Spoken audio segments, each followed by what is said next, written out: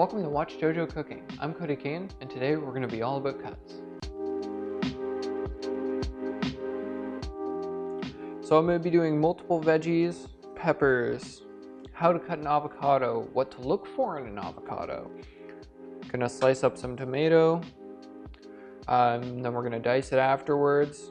A couple ways to do your cucumbers, slices, thick cut, coring, matchstick cuts for our carrots, and how to deal with A, peeler, and B, what if you don't have a peeler? You can still do it with a knife. Don't lose hope. Always, knives solve all the problems.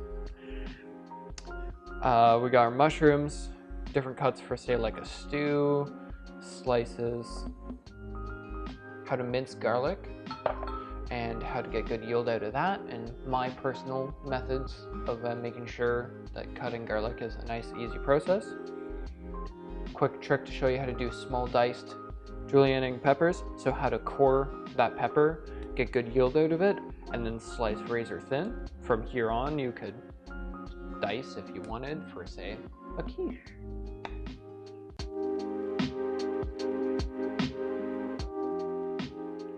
If you have a tomato core and you want to get maximum yield, pop this guy out, the seed, not the seed, like the stem per se.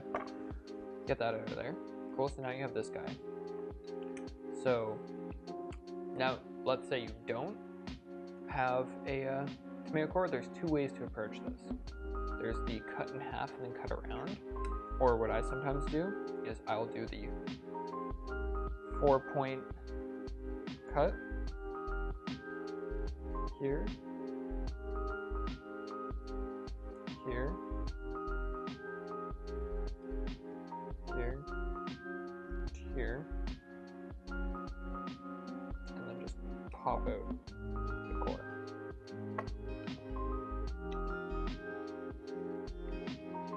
So like that's an option for maximum yield. And as you can see, like we're losing like no tomato. There's no loss there. Your other option here is to slice around this core here. So now this is all usable, and this is all usable, and that's all we're throwing in, which is pretty sweet. Maximum yield, deal with it. Still got a bit of core in there, upsets me greatly. Cool, so we're gonna do dice with this one. So I'm gonna go a little thicker,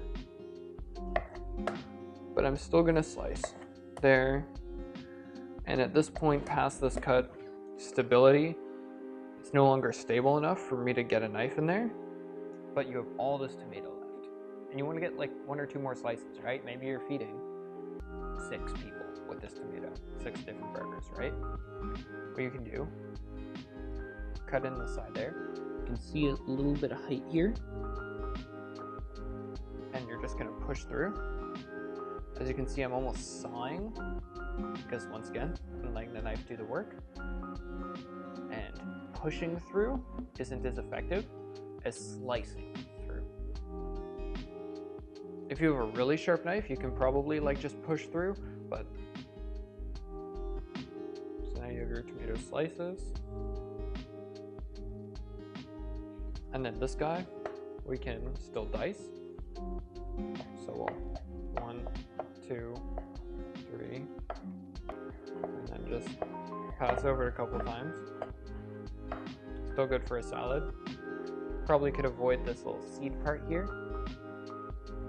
This is from the bottom of the tomato, right about here. Not necessarily that it's inedible, but like it's not. It's the weird texture, that roughness of it. Not very enjoyable. Cool. So there's your tomatoes.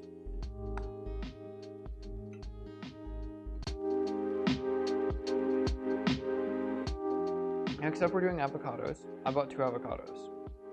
This is my good one. This is my bad one to show you what to look out for.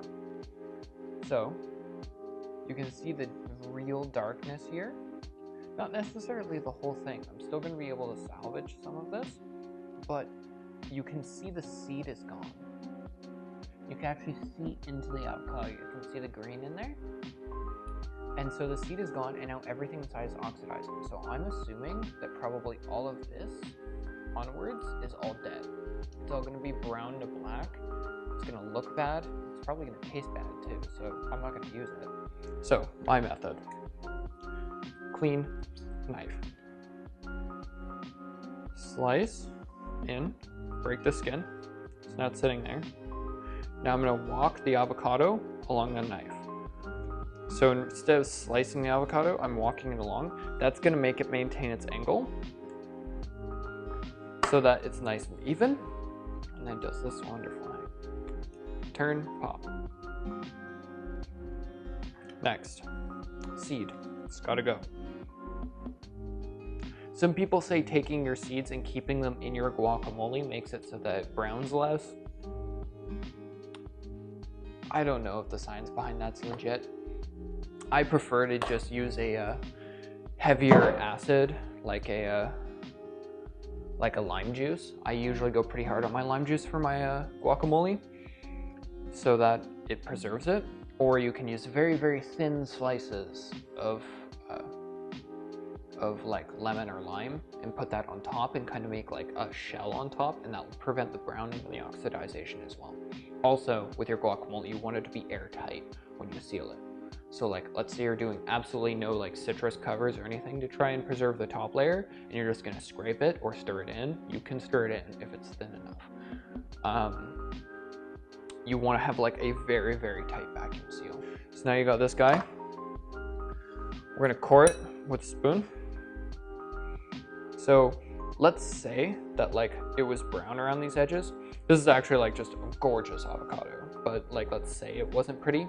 You could just carve inwards as much as you need to avoid the bad spots. But on the basis that this is a very nice avocado, I can just go right along the shell and just peel it out and get like super crazy good yield. Like just boom. I'm just basically peeling the skin off. So it's nice and soft. You can see the malleability here. It's got a bit of give. Very nice stuff. Very good for dicing, slicing. Going over slicing real quick. Let's just boom. Just keeping our good form. Can layer out our avocado slices here. Could just spread them like that. Put that on a sandwich. Do like a chicken sandwich, avocado, some tomato, maybe something spicy to bring it together. When avocado is at room temperature, it's oxidizing, it's taking in air. When you put it in a fridge, you're reducing airflow, which means it's less likely oxide. Also, the process happens slower when it's in a fridge. So if you have avocados that are exactly ready to go, but you're not using them, and you have avocados that are ready to go and you're not using them for 1 or 2 days, put them in the fridge, okay? Because they're gonna go bad within 24 to 48 hours, I guarantee it. Because avocados kind of work like this.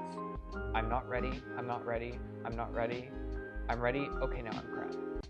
So like, I broke the tip off this knife, and it's unfortunate, but it has a benefit. So what I can do is I can cut into this avocado, and then I can do my slices inside the skin and use the skin of the avocado to protect me.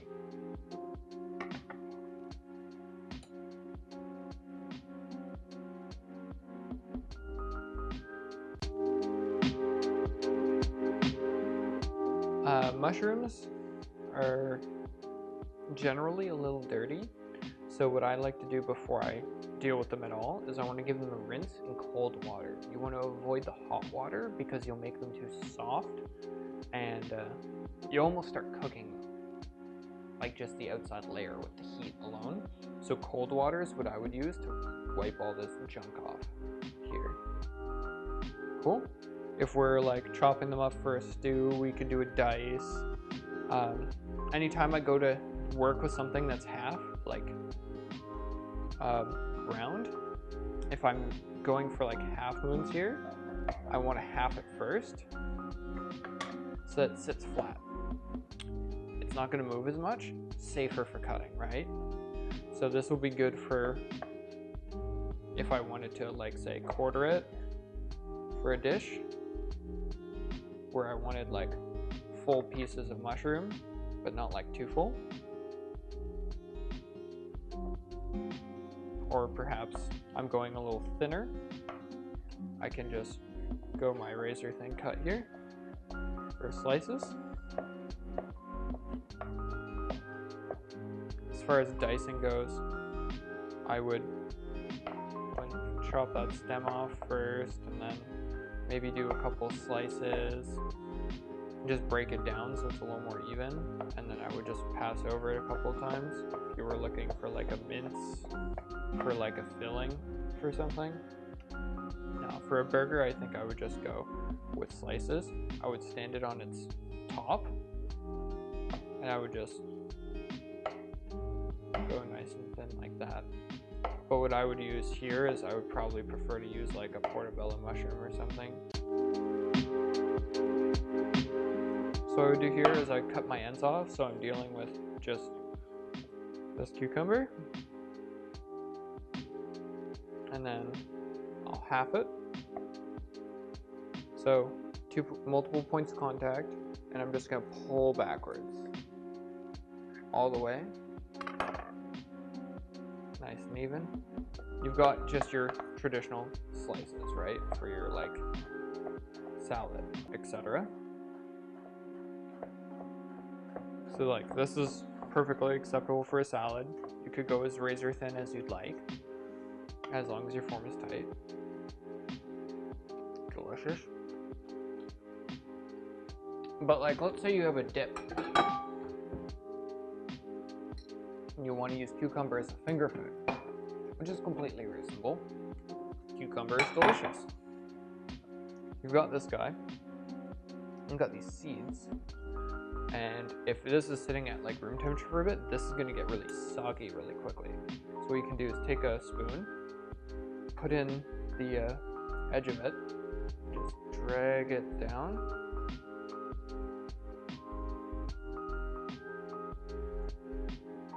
and essentially core it. I'm gonna do a couple more passes.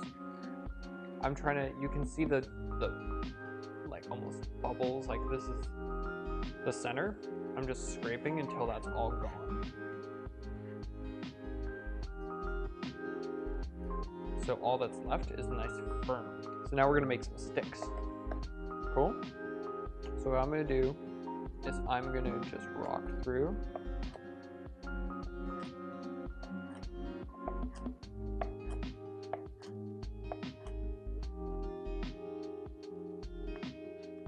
You can go as thin as you want. You could go for like a thicker cut for your dips. This is also suitable for like kind of a different kind of style for your garnish for your salads and such. Like you can be putting this on top of a dish and start overlaying it so that you make a little campfire-y deal going on here. Presentation, have a little bit of fun with it. Food can be fun, why not? Right?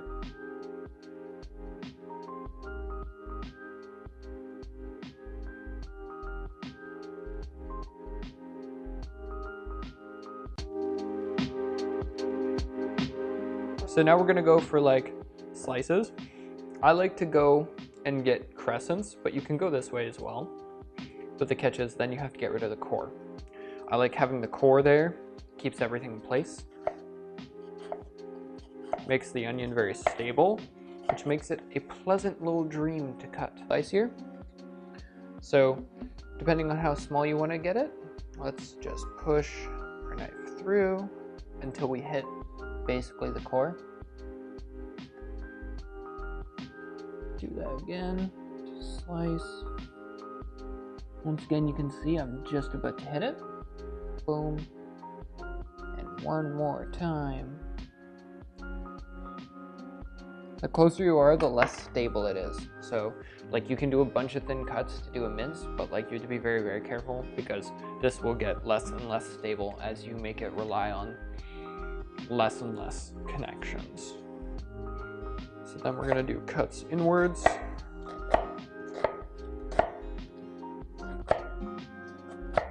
Cool. And now for the most satisfying part. Boom, boom, boom, boom. So now we're just trimming along the edge here. I'm trying to change my angles a little bit so that I don't have to go over it again, like they're all basically the same size. And that's pretty good yield. Can't complain about that.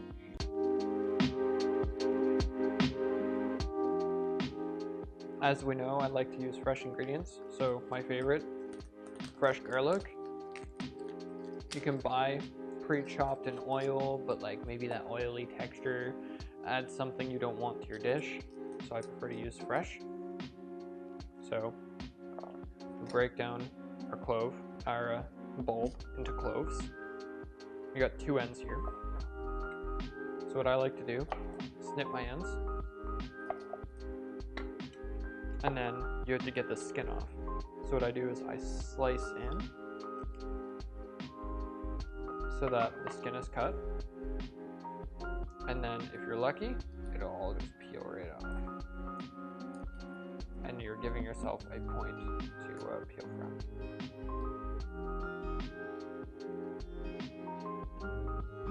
There we go. So there's our clove. Let's do it again.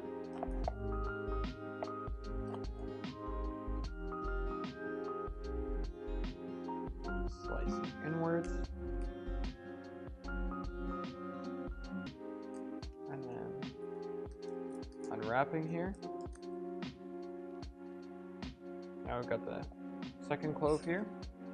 So next thing. Unless you're using the full clove, you're doing like a soup, like we did in the other video, what you can do, just have to crush. That releases everything, lets the flavors flow through. It's no longer, everything's not trapped inside. It's like loose, right? The other thing is this makes it a lot easier to mince, which is your objective with garlic. No one wants diced garlic. No one wants a big piece of garlic.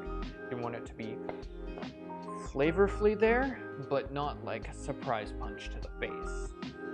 So now that we've cracked our garlic, pretty happy with that. And maybe this one can go a little smaller. You can see it's breaking up here. So it's pretty good. Let's chop.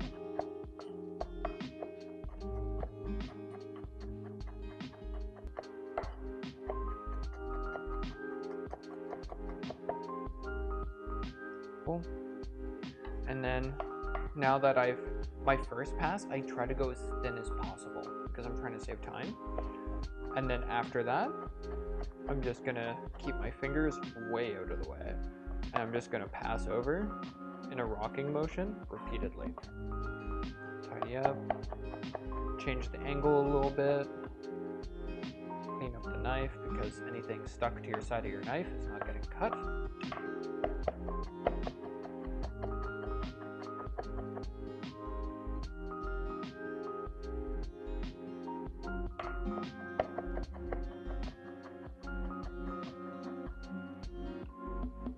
And I'm pretty satisfied with that. That's like a really, really fine, nice fine mince. I'm happy with that. At this point, like all these tiny pieces of garlic, they're gonna cook down, they're gonna shrink up a little, and you're not gonna be eating a full chunk of garlic. Cool, so next up we have carrots. So what we can do here is we can cut it. I'm gonna show you two different ways to peel it, because if you have a peeler, that's all fine and dandy, right? You can just go top, bottom, and just get it all friggin' done with a couple of quick passes.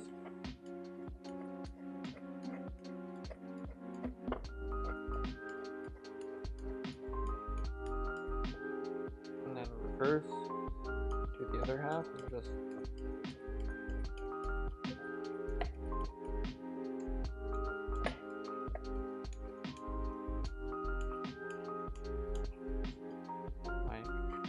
angle here is not good for this peeler at all. It's giving me a hard time.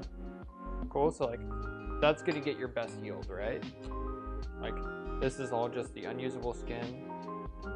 Perfectly serviceable for, say, like a gravy or a soup or something. For a soup stock, but not for like just eating straight up. So you got that. But like, let's say you don't have a peeler. What then, right? So what I would do is I would cut it into pieces I can work with. So I'm gonna cut that tip off. This is still too tall for me, in my opinion. So I'm gonna put it so I can stand it up. And then I'm gonna just cut down along my edges here.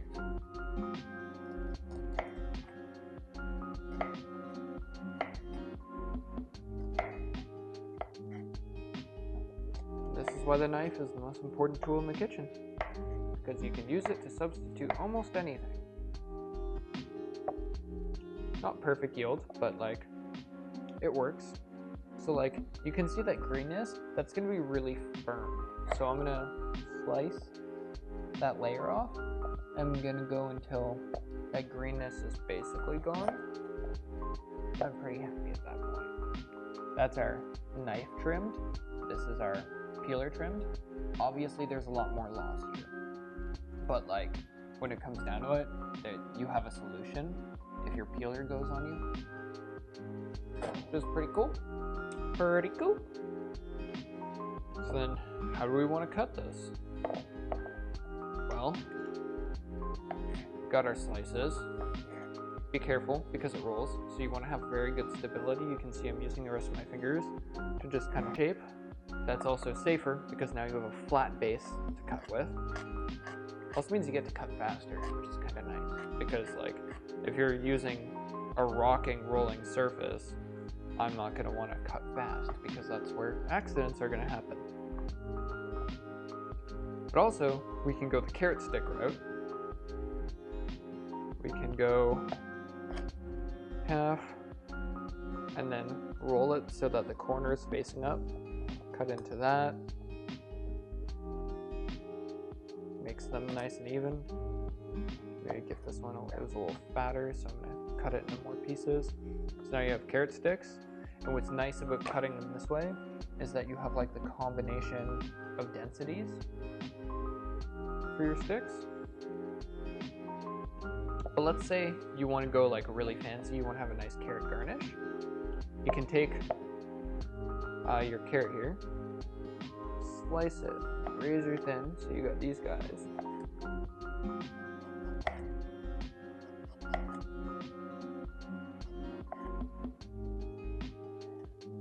And then, same logic if I want to go a little thinner.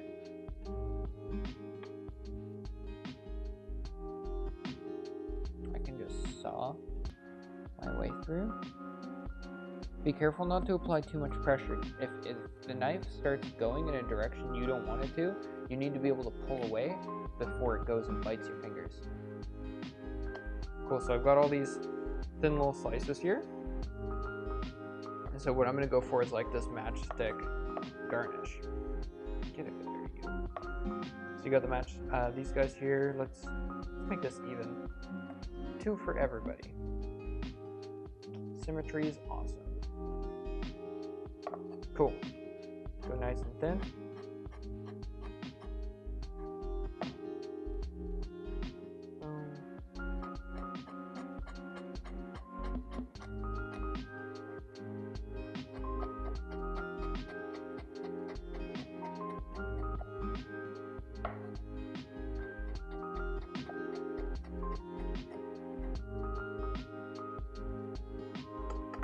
So now, got this matchstick blend. Could use it in a coleslaw, could garnish a salad with it.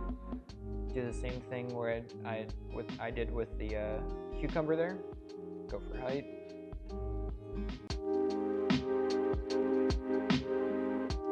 Next up, we're gonna julienne a pepper. Julienne's like nice thin matchstick cuts. So step one, you gotta half it, the inside of your pepper. So then we'll rip the top and the seeds off, trying to minimize our waste here. And then all the flesh inside also needs to go. Give this a couple good whacks so we get rid of all the seeds. We'll get that out of our face too. This is what we end up with. And I'll do it again. Boom. Rip all the flesh here. It just goes bad faster.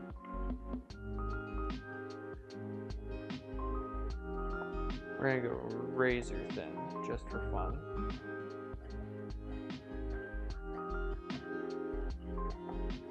So as you can see, I'm not pressing down, I'm just dragging the knife across.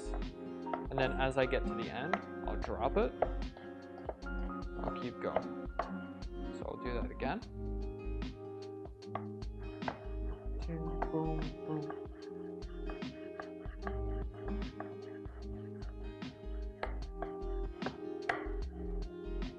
And then as I get to the last bit here, it's now too tall for me to hold comfortably, so I'll drop it and finish it up that way. Much cleaner cuts. Covered a bunch of different cuts, a bunch of different vegetables, a couple of my methods of cutting, problem solving, best yield, cool presentations, and everything in between. I hope this gives you a little bit of inspiration in your kitchen, gives you a couple ideas, some stuff to do for a salad, a soup, a stew, you name it.